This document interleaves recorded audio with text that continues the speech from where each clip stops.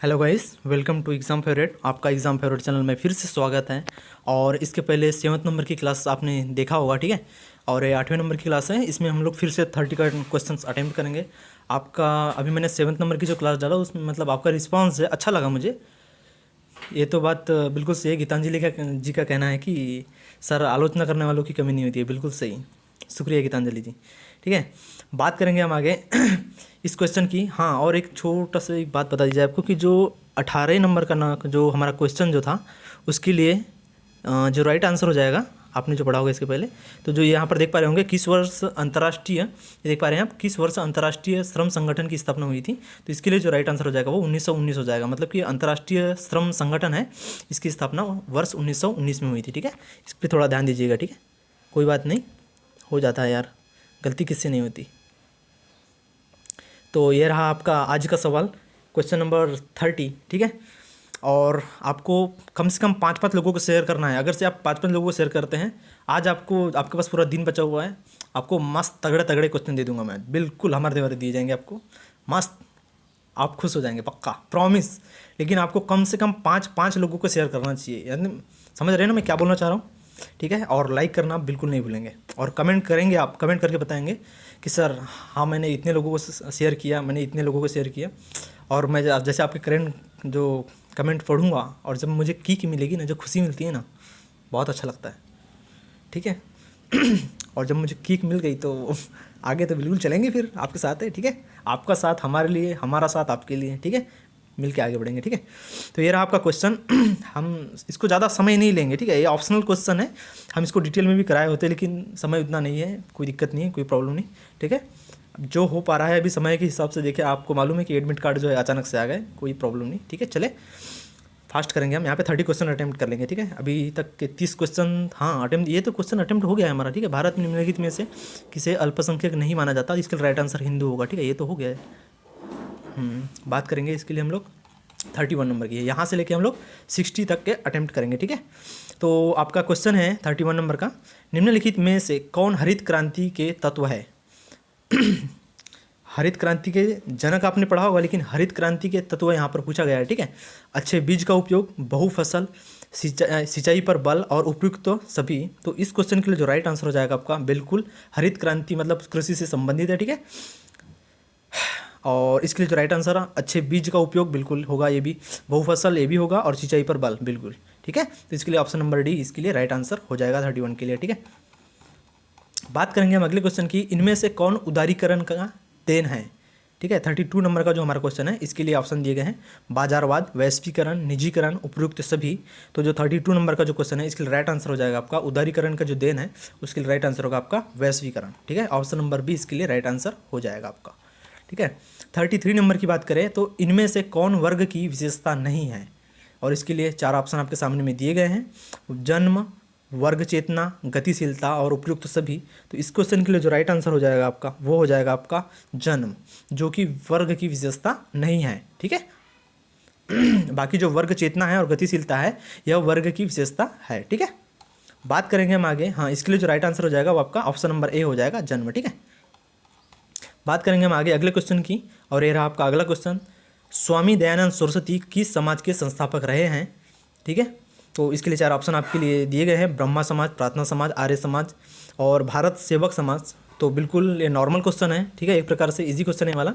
तो इसके लिए जो राइट आंसर हो जाएगा आपका वो हो जाएगा 34 नंबर का जो अपना राइट आंसर होगा वो हो जाएगा, क्या हो जाएगा, बिल्कुल आर्य समाज हो जाएगा। ठीक है, तो स्वामी दयानंद सरस्वती जी के द्वारा आर्य समाज की संस्थापना, मतलब स्थापना की गई थी। ठीक है, ऑप्शन नंबर सी सही हो जाएगा इसके लिए, सही है।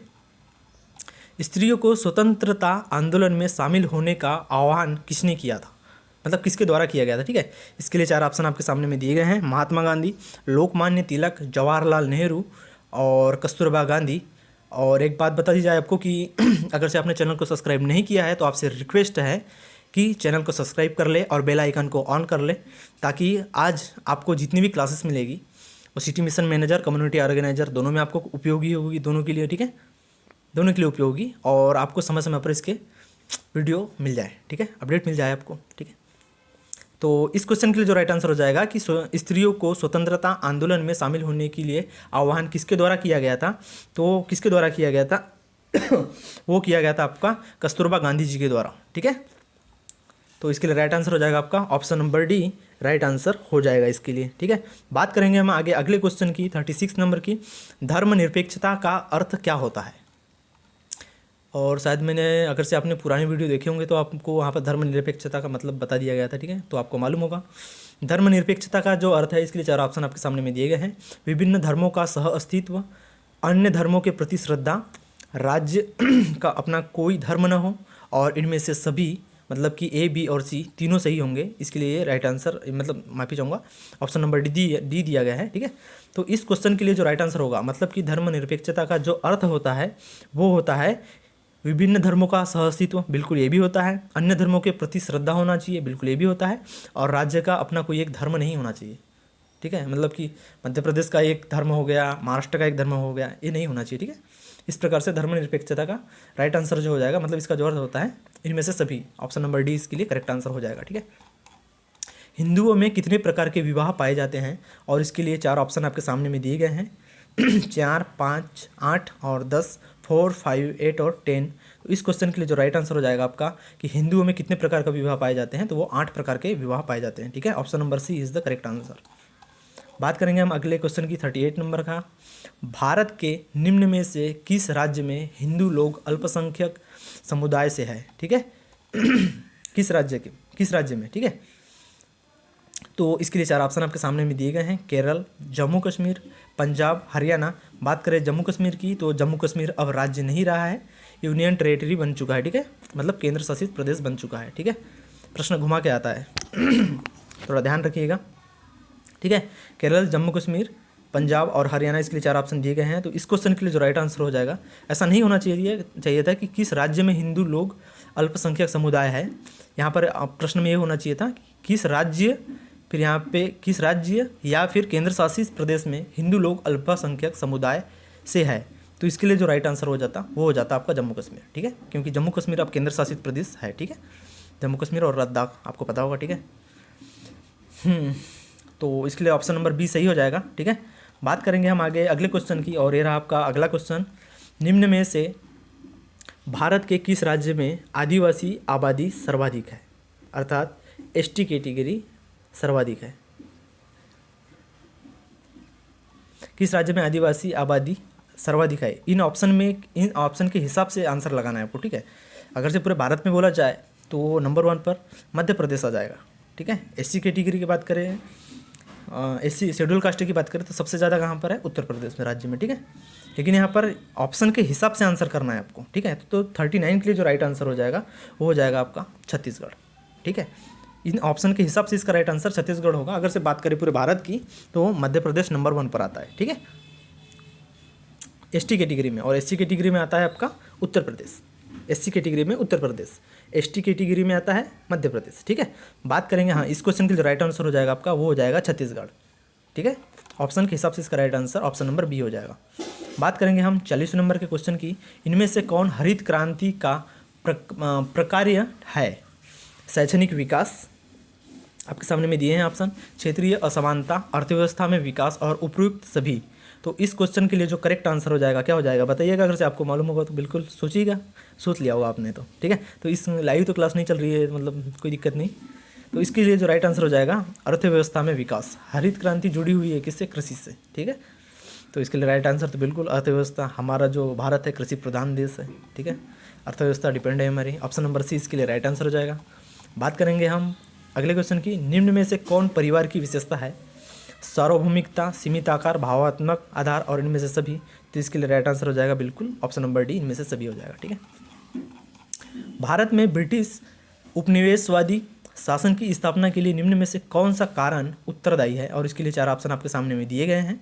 राजनीतिक अस्थिरता का अभाव, समाज में चेतना का अभाव, ईसाई धर्म का प्रसार प्रचार, इनमें से सभी, ठीक है। तो इस क्वेश्चन के लिए जो करेक्ट आंसर हो जाएगा आपका बिल्कुल इनमें से सभी हो जाएगा। तो भारत में जो ब्रिटिश उपनिवेशवादी शासन की जो स्थापना के लिए जो कारण है वो है राजनीतिक अस्थिरता का अभाव, बिल्कुल ये भी है। भारत में समाज में चेतना का अभाव, ठीक है, ठीक है। उसके बाद बात करें ईसाई धर्म का प्रचार और प्रसार, बिल्कुल सत्य। तो इसके लिए राइट आंसर आपका ऑप्शन नंबर डी हो जाएगा, ठीक है। बात करेंगे राष्ट्रवाद का अर्थ है वो क्या होगा। इसके लिए 4 ऑप्शन आपके सामने में दिए गए हैं। सामान्य सामाजिक पृष्ठभूमि दी गई है, ठीक है। उसके बाद में सामान्य जाति पृष्ठभूमि दी है, और सामान्य भौगोलिक पृष्ठभूमि, और इनमें से कोई नहीं। तो इसके लिए जो राइट आंसर हो जाएगा आपका कि राष्ट्रवाद का मतलब ये तीनों नहीं होता है, ठीक है। सामान्य सामाजिक पृष्ठभूमि बिल्कुल नहीं, सामान्य जाति से जुड़ा वो नहीं होता है हमारा राष्ट्रवाद, ठीक है। सामान्य भौगोलिक पृष्ठभूमि बिल्कुल नहीं। तो इसके लिए जो राइट आंसर हो जाएगा आपका ऑप्शन नंबर डी हो जाएगा, ठीक है। बात करेंगे हम आगे अगले क्वेश्चन की। निम्नलिखित में से कौन भारतीय समाज की विशेषता है? अनेकता में एकता, ठीक है, संस्कारों द्वारा समाजीकरण, पुरुषार्थ, इनमें से सभी। तो इसके लिए बिल्कुल इसके लिए राइट आंसर हो जाएगा आपका अनेकता में एकता है हमारे भारत में, ठीक है। संस्कारों द्वारा समाजीकरण हमारे भारत में संस्कार है, बिल्कुल। पुरुषार्थ की बात करें, बिल्कुल है, ठीक है। तो इसके लिए जो राइट आंसर हो जाएगा आपका ऑप्शन नंबर डी हो जाएगा, ठीक है। बात करेंगे अगले क्वेश्चन की, और ये दिया गया है, यह कथन किसका है? मतलब कथन ये है आपका कि कथन आपका जो दिया गया है वो ये है कि परिहास संबंधों के द्वारा नातेदारों के बीच सहजतापूर्ण व घनिष्ठ मैत्रीपूर्ण संबंधों का विकास होता है। यह कथन किसका है? मतलब किसके द्वारा बोला गया है, ठीक है। और इसके लिए आपके सामने में चार ऑप्शन दिए गए हैं। आर के ब्राउन, जे फ्रेजर, वेस्टरमार्क और टायलर, ठीक है। तो यह जो कथन है, परिहास संबंधों के द्वारा नातेदारों के बीच सहजतापूर्ण व घनिष्ठ मैत्रीपूर्ण संबंधों का विकास होता है, यह कथन किसका है? वेस्टरमार्क का है। अर्थात इस क्वेश्चन के लिए जो राइट आंसर होगा वो होगा आपका ऑप्शन नंबर सी, ठीक है। बात करेंगे अगले क्वेश्चन की, और यह आपके सामने में, किस वर्ष समेकित बाल विकास कार्यक्रम प्रारंभ किया गया? और इसके लिए चार ऑप्शन आपके सामने में दिए गए हैं। 1975, 1975, 1978, 1974 और 2010, ठीक है। तो इस क्वेश्चन के लिए जो राइट आंसर हो जाएगा आपका वो हो जाएगा 1975। 1975 में मतलब 1975 में बाल विकास कार्यक्रम प्रारंभ किया गया था, ठीक है। ध्यान रखिएगा, योजनाएं भी आएगी आपको, ठीक है। योजना आपको पढ़कर जाना है, बिल्कुल। पंचायती राज में कितने स्तर होते हैं? और अगर से आपने पंचायती राज, रूरल इकोनॉमी और पंचायती राज, इसके लिए भी वो हमारे चैनल पर पटवारी के ओल्ड पेपर आते हैं, ठीक है। उसमें भी आपको पंचायती राज के क्वेश्चन मिलेंगे, ठीक है। पढ़कर जाना है आपको, जितना हो सके उतनी पूरी कोशिश करके जाना है आपको, ठीक है। अब समय कम है, उसके लिए कोई बात नहीं। अब जो मिल गया है हमको उसी समय में तो पेपर देना होगा अपने को, ठीक है। कोई बात नहीं, आगे बढ़ते हुए चलना है अपने को। तो पंचायती राज में कितने स्तर होते हैं आपको सभी को मालूम है, 3 त्रिस्तरीय हमारी पंचायती राज होती है। तो इसके लिए राइट आंसर बी हो जाएगा आपका, ठीक है।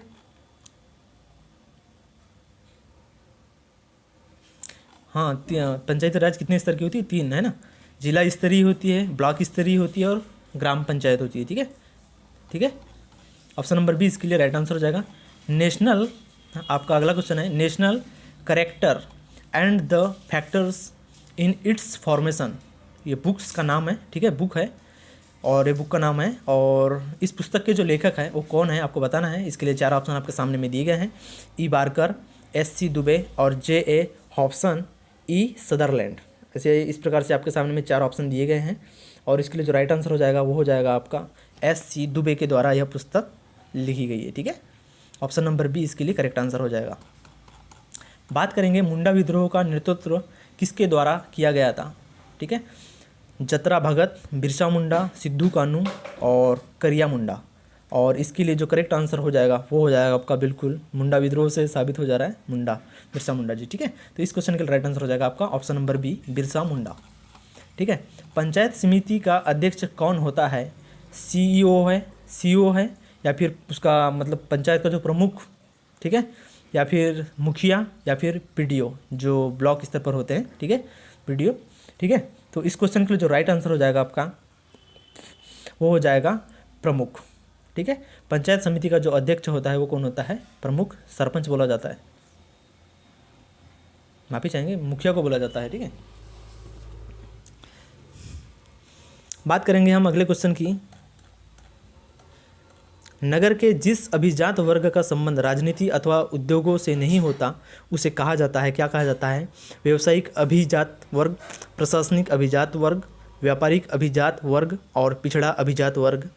यहाँ पर बोला गया है कि नगर के जिस अभिजात वर्ग का संबंध राजनीति या फिर उद्योगों से नहीं होता है उसे क्या कहते हैं? राजनीति और उद्योगों से संबंध नहीं होता है उनका, ठीक है, उसे क्या कहते हैं? तो उसके लिए जो करेक्ट आंसर हो जाएगा वो क्या हो जाएगा आपका?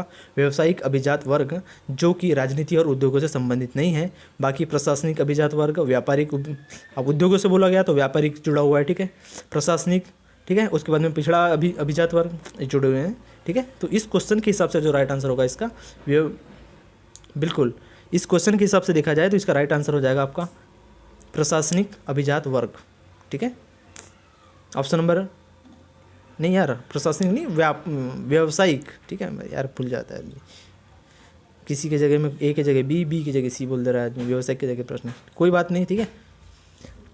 तो 51 नंबर के लिए जो राइट आंसर हो जाएगा आपका ऑप्शन नंबर ए हो जाएगा, ठीक है। ऑप्शन नंबर ए अर्थात व्यावसायिक अभिजात वर्ग हो जाएगा, ठीक है। निम्न व्यक्तियों में किनका नाम पर्यावरण बचाओ आंदोलन से जुड़ा हुआ है, और इसका आंसर बिल्कुल आपको मालूम होगा, मेरी पिछली क्लासेस में शायद इसका नाम आ चुका है, ठीक है। इसके लिए 4 ऑप्शन आपके सामने में दिए हैं। महात्मा गांधी, हेमवती नंदन है, ठीक है, हेमवती नंदन बहुगुणा, और आपने सुंदरलाल बहुगुणा सुना होगा, ठीक है, मेधा पाटकर और ममता बनर्जी। तो इस क्वेश्चन के लिए जो 50 नंबर का राइट आंसर होगा बिल्कुल हेमवती नंदन बहुगुणा राइट आंसर हो जाएगा, जो कि पर्यावरण बचाओ आंदोलन से जुड़े हुए हैं, ठीक है। निम्न नामों में से किनका नाम आप जनजातीय आंदोलन से जोड़ते हैं? शिबू सोरेन, बाबूलाल भंडारी, बिरसा मुंडा, और उपयुक्त में से कोई नहीं। तो 53 नंबर के लिए जो राइट आंसर हो जाएगा आपका वो हो जाएगा Babulal Bhandari, option number B सही होगा, ठीक है। अगर से आपने चैनल को अभी तक सब्सक्राइब नहीं किया है तो रिक्वेस्ट है आपसे चैनल को सब्सक्राइब कर लीजिए, ताकि आपको इसके बाद के वीडियो मिल पाए। फिर से आपके रिस्पांस देखे जाएंगे, जैसे जितना अच्छा रिस्पांस रहेगा उस हिसाब से वीडियो बन जाएंगे, ठीक है। तो इसके लिए राइट आंसर हो जाएगा बाबूलाल भंडारी, ठीक है। बात करेंगे अगले क्वेश्चन की। निम्नलिखित में से किसे प्रजातंत्र का चौथा स्तंभ कहा जाता है? और इसके लिए 4 ऑप्शन आपके सामने में दिए गए हैं।